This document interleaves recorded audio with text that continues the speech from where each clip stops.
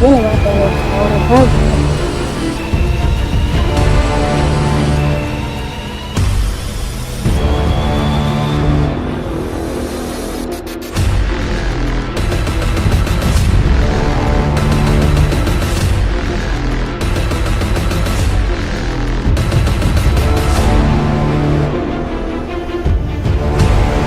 Kai malam, na zo na maka kwantar wani ne akan Minal.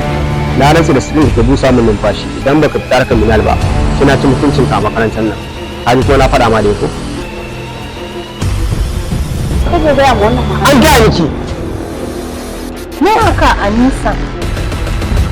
Ke tattaba ni kenan sa. Malam sai ta haka to. Da dinga zuwa waje na yana siya. Ga wani shi ne mai inganci